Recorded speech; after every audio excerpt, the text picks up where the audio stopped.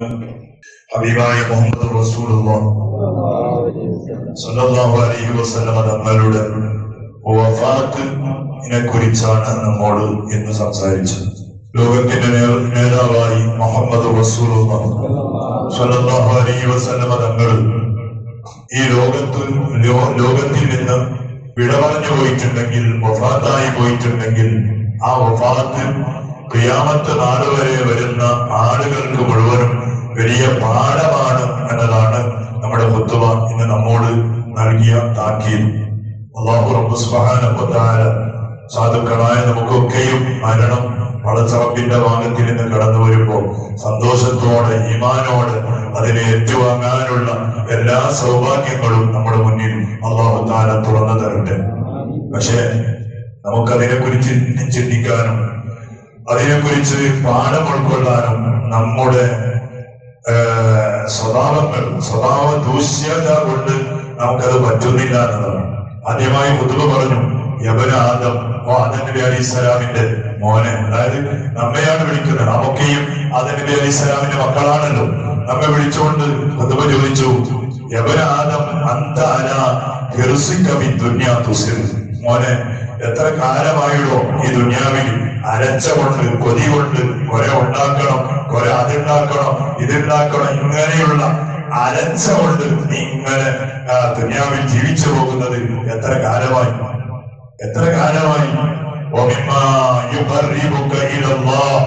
അള്ളാഹുവിലേക്ക് നിന്നെ അടുപ്പിക്കുന്ന ഒരുപാട് നല്ല നല്ല പ്രവർത്തനങ്ങൾ ഇവിടെ നിന്റെ മുന്നിലുണ്ട്. പക്ഷേ അള്ളാഹുവിലേക്ക് അടുക്കുന്ന വിഷയത്തിൽ നീ വളരെ ദൂരത്താണ്. നീ പിന്നെ അള്ളാഹുവിൽ നിന്ന് അകലുകയാണ്, ദൂരത്താവുകയാണ്. നിസ്കാരം നിനക്കത് വലിയ പ്രശ്നമല്ല, നോമ്പ് പ്രശ്നമല്ല, സ്വലാത്ത് പ്രശ്നമല്ല, ദിക്ർ പ്രശ്നമല്ല, സൽക്കർമ്മങ്ങൾ ഒന്നും നിനക്ക് പ്രശ്നമല്ല. അതിലേക്ക് വിളിക്കുമ്പോ സ്വലാത്ത് മജ്‌ലിസിന്റെ വരൂ, മൗലിദിന്റെ വരൂ, ഹബീബായ തങ്ങളുടെ മധുരപാഠ, ഹബീബായ തങ്ങളെ കുറിച്ച് പഠിക്കാം എന്നൊക്കെയും പറയുമ്പോ ഞങ്ങൾ അകലുകയാണ്, അത് ദൂരത്താവുകയാണ്. ഉപയോഗിക്കുന്നത് അള്ളാഹുവിലേക്ക് നിന്നെ വിളിക്കുന്ന പല പരിപാടികളിൽ നിന്ന് നീ അകന്നു പോവുകയാണ്. സുബ്ഹാനല്ലാഹ്, നിന്റെ കയ്യിൽ എത്തിപ്പെടാത്തതാണ് ഈ ദുനിയാവിൽ നീ തേടിക്കൊണ്ടിരിക്കുന്നത്. നിസ്കാരം ഖളാഅക്കുന്നത് എന്തിന്? നോമ്പ് പൊരിക്കുന്നത് എന്തിന്? സുബ്ഹാനല്ലാഹ്, ദുനിയാവിന് വേണ്ടിയിട്ടാണ്, ദുനിയാവിന് വേണ്ടിയിട്ടാണ്. അത് പറയുന്നു, ഈ ദുനിയാവിൽ നിന്ന് നീ തേടുന്നത് എന്തിനെയാണെന്നറിയോ? തുതിരിക്കൂ, നിനക്ക് കിട്ടാത്ത കാര്യങ്ങളാണ് നീ തേടിക്കൊണ്ടിരിക്കുന്നത്. നിന്റെ മനസ്സിൽ നീ ഉറപ്പിച്ച് നടക്കുന്ന കാര്യം എന്തറിയോ? നിനക്കൊരിക്കലും മാനിക്കാവാൻ കഴിയാത്ത, നിനക്ക് നിന്റെ കൈയുടെ കീഴിൽ കൊണ്ടുവരാൻ കഴിയാത്ത പല കാര്യങ്ങളെ കുറിച്ചാണ് നീ ഉറപ്പിച്ച് നടക്കുന്നത്. എന്റെ വീട്, എന്റെ മക്കള്, എന്റെ ഭാര്യ, എന്റെ വീടിന് ഞാൻ മാനിക്കാണോ? അല്ലെ, നാം താമസിക്കുന്ന നമ്മുടെ വീട് നമ്മൾ ഉപ്പാപ്പമാരുണ്ടാക്കി തന്നതാണ്. പക്ഷെ അവർ മാനിക്കായില്ല. അവരുടെ കയ്യിൽ പത്രങ്ങൾ ഉണ്ടായിരുന്നു, വീടിന്റെ ആധാരം ഉണ്ടായിരുന്നു, വീടിന്റെ സ്ഥലത്തിന്റെ ആധാരം ഉണ്ടായിരുന്നു. പക്ഷെ ഇന്ന് ആധാരമുണ്ട്, പക്ഷെ അതിന്റെ പേര് ചേഞ്ച് പെർമനന്റാണോ? ഇന്നിപ്പോ എന്റെ പേര് അത് പെർമനന്റാണോ? ഇല്ല. ഇന്ന് ഞാൻ മരിച്ചു പോയാൽ ആ സ്ഥലത്തിൽ പിന്നെ വേറെ എന്റെ മകന്റെ പേര് വരും, അല്ലെ മറ്റുള്ള ആളുടെ പേര് വരും. സുബ്ഹാനല്ലാഹ്, ഇതാണ് ദുനിയാവ്, ഇതാണ് ദുനിയാവ്. ഞങ്ങളാണെങ്കിലോ എന്റെ വീട്, എന്റെ വാഹനം, എന്റെ കുടുംബം, എന്റെ പറമ്പ്, എന്റെ സ്ഥലം, സുബ്ഹാനല്ലാഹ്, എന്തെല്ലാം പിണക്കങ്ങളാണ്, എന്തെല്ലാം പിണക്കങ്ങൾ, അല്ലെ. ഒരു രോഗിയായ ആളുകൾക്ക് പോലും നടക്കാനുള്ള നമ്മുടെ സ്ഥലങ്ങൾ വിട്ടുകൊടുക്കാൻ ഞങ്ങൾ തയ്യാറല്ല. ഒരു പാവപ്പെട്ട മനുഷ്യന്റെ മയ്യത്ത് കൊണ്ടുപോകാൻ, പാവം സ്ഥലമില്ലാത്ത ഒരു മനുഷ്യനാണ്, അവന്റെ മയ്യത്ത് കൊണ്ടുപോകാൻ പോലും എന്റെ സ്ഥലം വിട്ടുകൊടുക്കാത്ത ഒരു മനസ്ഥിതിയാണ് എനിക്കുള്ളതെങ്കിൽ ആ സ്ഥലം കൊണ്ട് എനിക്കെന്ത് ലാഭം? ഇന്നത്തെ കാലം മയ്യത്ത് മരിച്ചു കിടക്കുന്ന മനുഷ്യന്റെ മയ്യത്ത് പോലും ചുമന്നു കൊണ്ടുപോകാൻ എന്റെ സ്ഥലം ഞാൻ വിട്ടുകൊടുക്കൂല. കല്ല് വെക്കാണ്, പതിരി കെട്ടാണ്, കോമ്പൗണ്ട് കെട്ടാണ്. സുബ്ഹാനല്ലാഹ്, ജലാലു. എവിടെയുണ്ട് കെട്ടിയ ആളുകൾ? എവിടെ കെട്ടിയ ആളുകളൊക്കെ പോയി, സ്ഥലം ഇന്നവിടെ ബാക്കിയാണ്. ഏതെങ്കിലും ഒരു പാവപ്പെട്ട മനുഷ്യൻ അവന്റെ ആവശ്യത്തിന് വേണ്ടി കുറച്ച് ചോദിച്ചപ്പോ ഇത് കൊടുക്കാൻ നാം തയ്യാറല്ല. സുബ്ഹാനല്ലാഹ്, പറയുന്നു, ഇതാണ് ദുനിയാവ്. ഇതാണ് ദുനിയാവ്. നമ്മുടെ ഓരോരുത്തരുടെയും ജീവിതത്തിൽ കടന്നു വരുന്ന വാസ്തവങ്ങളാണ് നമ്മുടെ ഖുത്ബയിൽ നമ്മോട് വിളിച്ചു പറഞ്ഞത്. എന്നിട്ടോ ഖുത്ബ പറഞ്ഞു, പലൽ മൗഇദത്തു തൻഫഉ, വാദ കേൾക്കാനെന്ന് കുറവുണ്ടോ? വാദം കുറവുണ്ടോ?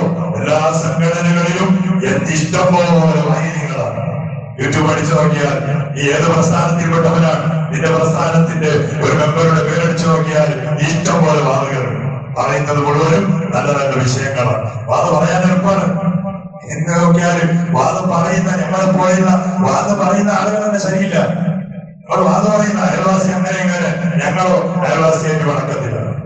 നമ്മൾ വാദം പറയാണ് ഇടപാട് അങ്ങനെയാണ്, കടം അങ്ങനെയാണ്, നമ്മളോ കടമെടുത്താലും പിന്നെ തിരിച്ചു കൊടുക്കാത്ത അവസ്ഥയാണ്. വാദം കേട്ടാൽ ഗുണമുണ്ടാവും. മാതാപിതാക്കളുടെ ബഹുമാനങ്ങൾ വിളിച്ചു പറയും, പക്ഷേ സ്വന്തമായിട്ടോ മാതാപിതാക്കളെ വെറുപ്പിക്കുന്ന ഒരവസ്ഥയാണ് നമുക്കുള്ളത്.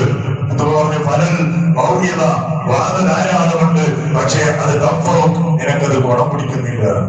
പലൽ മൗഢ്യത്തു തോമ്പവും പലൽ ഹവാനിതും തന്നവും. ഇവിടെ നീ സുഖിച്ച് ജീവിക്കുമ്പോ നിന്റെ പരിസരങ്ങളിലൊക്കെയും വലിയ വലിയ ദുരന്തങ്ങൾ വരികയാണ്. നമ്മൾ കഴിഞ്ഞ ഒരാഴ്ചയിലല്ലേ ലബനാനിൽ വെച്ച് 600-ലധികം പാവങ്ങൾ പടഞ്ഞ് മരിച്ചുപോയി. ഏതെങ്കിലും ഉരുൾപൊട്ടലെന്നല്ല, ഉരുൾപൊട്ടൽ കൊണ്ടോ അല്ലെങ്കിൽ മറ്റുള്ള മുസീബത്ത് കൊണ്ടല്ല, ഒറ്റ സെക്കൻഡ് കൊണ്ടാണ്. അല്ലെ, ഇസ്രായേലുകാരെറിഞ്ഞ ആ ബോംബിൽ സുബ്ഹാനല്ലാഹ് അതിനെത്ര മക്കളുണ്ട്, എത്ര യുവാക്കളുണ്ട്, യുവതികളുണ്ട്, എത്ര വലിയ വലിയ പഠിച്ച സന്നയായ വിദ്യാഭ്യാസമുള്ള എത്ര സ്റ്റുഡൻസുകളുണ്ട്. സുബ്ഹാനല്ലാഹ്. എന്നിട്ടോ ഞമ്മളിങ്ങനെ പത്രത്തിൽ വായിച്ച്, അന്നത്തെ പിറ്റേന്ന് പത്രം വരുമ്പോ ഹെഡ്ലൈനിൽ വലിയ അക്ഷരം അത്ര ലബനാനിൽ പൊട്ടിപ്പോയി. ലബനാനിൽ പൊട്ടി 600 പോയി. നമുക്കെന്തെങ്കിലും മാറ്റണ്ട. ലബനാനുകാരെ സംരക്ഷിക്കുന്ന അതേ പടച്ചവനാണ് ഞങ്ങളെയും സംരക്ഷിക്കുന്നത്. അവരെ പരീക്ഷിച്ച അതേ പടച്ചവൻ ഞങ്ങളെ പരീക്ഷിക്കാനും ഇവിടെ കൂടുതൽ സമയമൊന്നും വേണ്ട. പക്ഷേ ഞങ്ങൾ ചിന്തിക്കുന്നില്ല, നമുക്കത് പാടില്ല.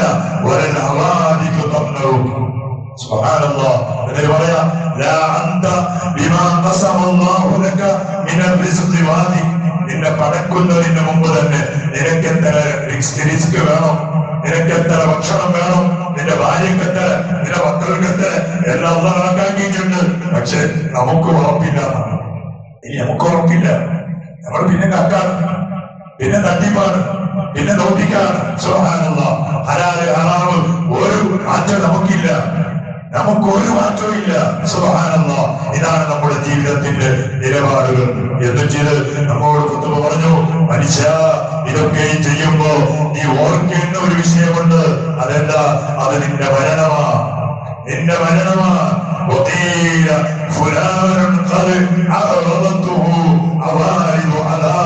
ഒരു ദിവസം നിന്നെ കുറിച്ച് പറയുന്ന ഒരു ദിവസമുണ്ട്. എന്താ പറയുന്നത്?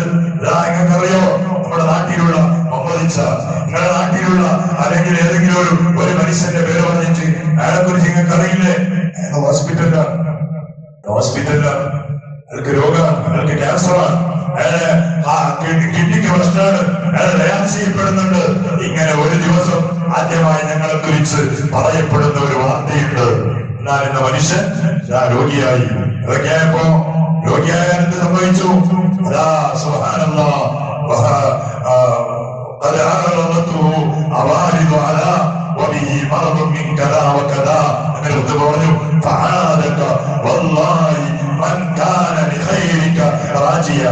നിന്റെ ഖൈർ ആഗ്രഹിച്ച നിന്റെ കൂട്ടുകാരിത നിന്റെ വീട്ടിലേക്ക് പലഹാരം പൊടിച്ച്, ഫ്രൂട്ട്സുകൾ പൊടിച്ച്, അല്ലെങ്കിൽ കഴിക്കാനുള്ളത് പൊടിച്ച് നിന്നെ വിസിറ്റ് ചെയ്യാൻ വേണ്ടിയിട്ട് കടന്നു വരികയാണ്.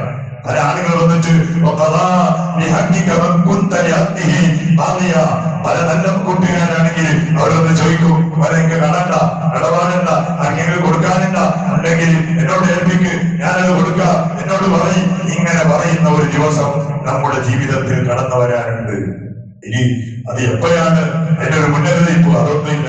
എപ്പോഴും തയ്യാറായി നിൽക്കേണ്ടവരാണ് ഓരോ മനുഷ്യരും. എന്നിട്ട് ഖുത്ബ പറഞ്ഞു, അതിന് നിനക്ക് ഏറ്റവും വലിയ പാഠം ഹബീബായ റസൂലുള്ളാഹി സ്വല്ലല്ലാഹു അലൈഹി വസല്ലം തങ്ങളുടെ ആ വഫാത്ത് ലൗ ദഫഅൽ മൗത ശറഫുൻ അസീർ. ഇവിടെ ഒരാൾ അല്ലാഹുവിന്റെ അടുത്ത് ഏറ്റവും ഉയർന്ന പദവിയിലുള്ളത് കൊണ്ട് മരണം സംഭവിക്കൂല ഉണ്ടായിരുന്നുവെങ്കിൽ, അല്ലെങ്കിൽ നീ നല്ല അഴകുള്ളവനാണ്, സൗന്ദര്യമുള്ളവനാണ്, നിന്റെ മുഖത്തിന്റെ പ്രത്യേകമായ ചന്തമുണ്ട്, ചന്തമുള്ളതിന്റെ പേരിൽ മരണം ഇല്ല എന്ന് ഈ ലോകത്തുണ്ടാവുമായിരുന്നുവെങ്കിൽ ഇവിടെ ആദ്യമായി രക്ഷപ്പെടേണ്ടത് ഇവിടെ ആദ്യമായി രക്ഷപ്പെടേണ്ട വ്യക്തിത്വം ഹബീബായ റസൂലുള്ളാഹ് തങ്ങളാവുമായിരുന്നു. പക്ഷേ റസൂലുള്ളാഹ് വഫാത്തായില്ലേ?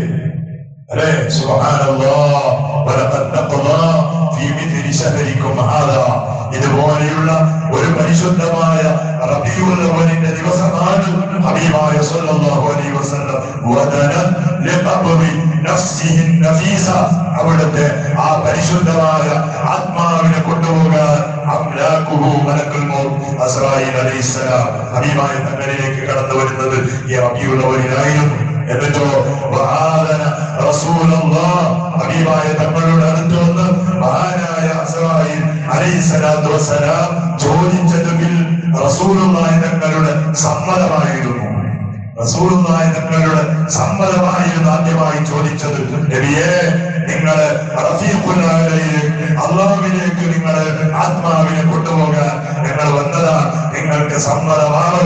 ഹബീബായ തങ്ങളുടെ സമ്മതം അരുളിയപ്പോ സുബ്ഹാനല്ലാഹ് അടുത്ത് നിൽക്കുന്ന അവിടുത്തെ കരളിന്റെ കഷ്ണമായ ബീബി ഫാത്തിമ റളിയല്ലാഹു അൻഹാ ഹബീബായ തങ്ങള് മുഖം നോക്കിയിട്ട് പറഞ്ഞു, ഫനാദത്തുൽ ഫാത്തിമത്തുൽ ബതൂൽ വൽ ഖനിഖത്തു തഖൂൽ വകർബാ ലികർബിക യാ അബാ. ഹബീബായ റസൂലുള്ളാഹ് തങ്ങളും അവിടുത്തെ പ്രിയപ്പെട്ട പിതാവ് ഫാത്തിമ ബീവിയുടെ പിതാവ്, ആ പിതാവിന്റെ മുഖത്തിലേക്ക് നോക്കി ഫാത്തിമ ബീവി പറഞ്ഞു, ഓ ബാപ്പാ, ഓ ബാപ്പാ, നിങ്ങളുടെ മുഖം നോക്കുമ്പോ എത്ര വലിയ പ്രയാസം കാണുന്നുണ്ട് ബാപ്പാ. മരണമാ, മരണശയ്യയിലാണ് ഹബീബായ ഇമാം ബുഖാരി റളിയല്ലാഹു അൻഹു റിപ്പോർട്ട് ചെയ്ത ഹദീസിൽ കാണാം, ആ സമയത്ത് ഒരു മണ്ണിന്റെ പാത്രത്തിൽ ഹബീബായ തങ്ങൾ മുന്നിൽ വെള്ളം വെച്ച് ആ വെള്ളപാത്രത്തിലേക്ക് അവിടുത്തെ കൈ ഇങ്ങനെ മുക്കിയിട്ട് റസൂലുള്ളാഹി തങ്ങൾ അവിടുത്തെ നെറ്റിത്തടമിങ്ങനെ തടകുമായിരുന്നു. തടകുന്നതിന്റെ ഇടയിൽ ഹബീബായ തങ്ങൾ പറയുമായിരുന്നു, ഇന്നലിൽ മൗത്തിന സക്കറാത്ത്, ഇന്നലിൽ മൗത്തിന സക്കറാത്ത്. മരണത്തിന് വല്ലാത്ത വേദനയുണ്ട്, വല്ലാത്ത വേദനയുണ്ട്. ഇത് കാണുമ്പോ ഫാത്തിമ ബീവി റളിയല്ലാഹു അൻഹാ ഹബീബായ തങ്ങളോട് ചോദിക്കുക, അപ്പൊ ഹബീബായ തങ്ങൾ ചെയ്തതല്ല. ഹബീബായ സല്ലല്ലാഹു അലൈഹി വസല്ലം ഫഅജാബ, ഫാത്തിമ ബീവിക്ക് ഉത്തരം കൊടുക്കുകയാണ്. എങ്ങനെ ഉത്തരം കൊടുക്കുന്നത്? അവിടുത്തെ പ്രിയപ്പെട്ട മോളായ ഫാത്തിമ ബീവിയെ ഹബീബായ തങ്ങളൊന്ന് കൂട്ടിപ്പിടിക്കുകയാണ്, ഒന്ന് ഒരുക്കി പിടിക്കുകയാണ്. പിടിച്ചിട്ട് ഹബീബായ തങ്ങൾ പറഞ്ഞു, യാ ഫാത്തിമ, ഓ ഫാത്തിമ, ഇന്ന് വരെ എന്റെ ജീവിതത്തിൽ 63 കൊല്ലം കഴിഞ്ഞുപോയി. ഞാനിവിടെ ഒരുപാട് വേദന അനുഭവിച്ചവരാണ്, എന്നെ ആക്രമിച്ചവരുണ്ട്, എന്നെ വേദനിപ്പിക്കുന്ന വാക്ക് പറഞ്ഞവരുണ്ട്, എന്റെ നാട്ടുകാർ എന്റെ നാട്ടിൽ പോലും താമസിക്കാൻ സമ്മതിക്കാതെ നാടുകടത്തിയവരാണ്. എന്നാൽ ഫാത്തിമ, ലാ കർബ അലാ ബീക ബഅദൽ യൗം, ഇന്നത്തെ ഒരു ദിവസം കഴിഞ്ഞു പോയാൽ പിന്നെ നിന്റെ ബാപ്പക്ക് പ്രയാസമില്ല ഫാത്തിമ, നിന്റെ ബാപ്പക്ക് ഇനി വേദാനില്ല ഫാത്തിമ, ഇനി സന്തോഷത്തിന്റെ ദിവസങ്ങളാ, ഇനി സന്തോഷത്തിന്റെ ദിവസങ്ങളാണ് ഫാത്തിമ. ഹബീബായ തങ്ങൾ അവിടുന്ന് കൂട്ടിപ്പിടിച്ച് ഫാത്തിമ ബീവിയോട് പറഞ്ഞ വാക്കാ. ഒരു ഭാഗത്ത് الحسن والحسين وقال الحسن والحسين باكيين കരഞ്ഞുകൊണ്ട് അവിടുത്തെ പേരമക്കളായ മഹാനായ ഹുസൈനാദങ്ങൾ പറയാ,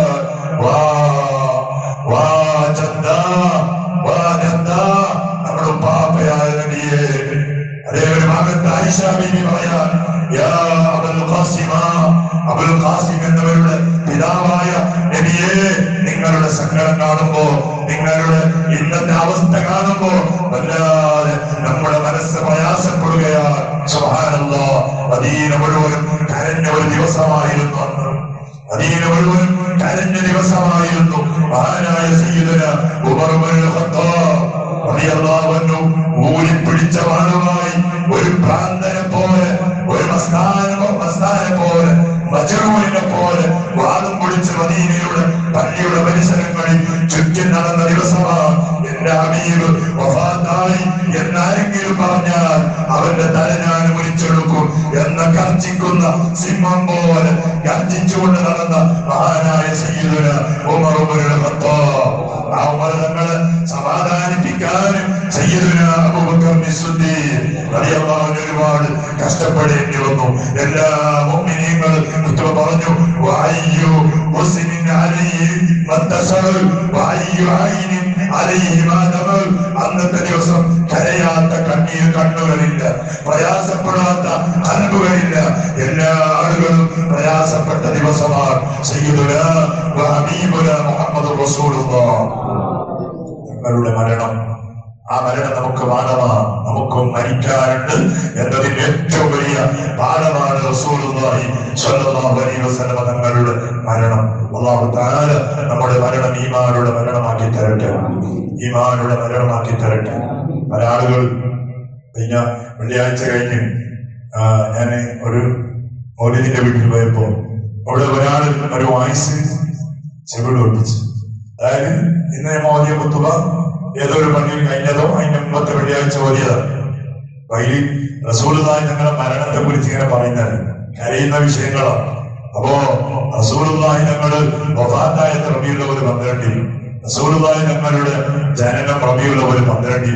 അപ്പൊ എന്ന് ദുഃഖിക്കേണ്ട ദിവസമല്ലേ, അന്ന് ദുഃഖിക്കേണ്ട ദിവസമല്ലേ, അന്ന് സന്തോഷിക്കേണ്ട ദിവസമാണോ എന്ന് പറഞ്ഞിട്ടുള്ള ഏതോ ഒരു മനുഷ്യന്റെ ഒരു വായിസാണ്. അപ്പൊ അത് ഇതിപ്പോ ഞാൻ പറയുന്നത് ചിലപ്പോ ഞങ്ങള് അതൊക്കെ കേൾക്കുമ്പോ ചിലപ്പോ കുറുക്കിൽ പെട്ടുപോകും. ഖുതുബയുടെ ഒരു നമ്മുടെ വെള്ളിയാഴ്ചയുടെ ഖുതുബക്കൊരു നിബന്ധനയുണ്ട്. അയ്യോ, ഏതെങ്കിലും ഒരു കൊല്ലത്തിൽ 50 ഖുതുബുണ്ടോ, 50 ഖുതുബുണ്ടോ ഒരു കൊല്ലത്തിൽ. എല്ലാ ഖുതുബയിലും മരണത്തിന്റെ വിഷയമില്ലാത്ത ഒരു ഖുതുബയില്ല. കാരണം ഖുതുബയുടെ നിബന്ധന മനുഷ്യന് കൽബിൽ പേടിയുണ്ടാക്കുന്ന ഉപദേശങ്ങൾ പറയണമെന്നാണ്.